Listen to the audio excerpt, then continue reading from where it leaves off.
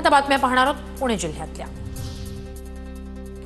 पुण्याच्या खडकवासला धरणाच्या पाणलोट क्षेत्रात पावसाचा जोर ओसरला। वरसगाव आणि पानशेत धरणातून पाण्याचा विसर्ग घटला। खडकवासला धरणातूनही पाण्याचा विसर्ग कमी करण्याचा निर्णय। पुण्यातील कल्याणीनगर कार अपघात प्रकरणी अल्पवयीन मुलाचे वडील विशाल अग्रवालचा जामीन फेटाळला। अपघात प्रकरणातील पुराव्याशी छेडछाड होण्याची शक्यता, सरकारी वकिलांचा युक्तिवाद। पुण्यातील फुलेवाड्याजवळील रहिवाशांचं स्थलांतर करण्याचे अजित पवारांचे निर्देश। रहिवाशांच्या स्थलांतराची कार्यवाही तातडीने सुरू करण्याचे हे आदेश।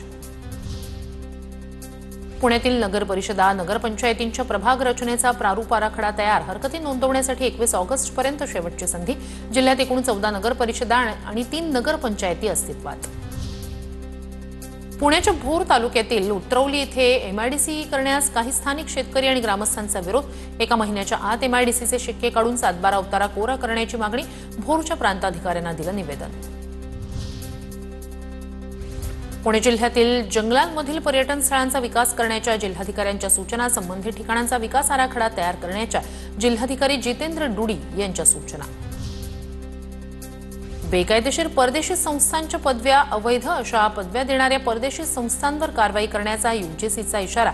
परदेशी संस्थांनी राबवलेल्या अभ्यासक्रमांवर परिणाम होण्याची शक्यता।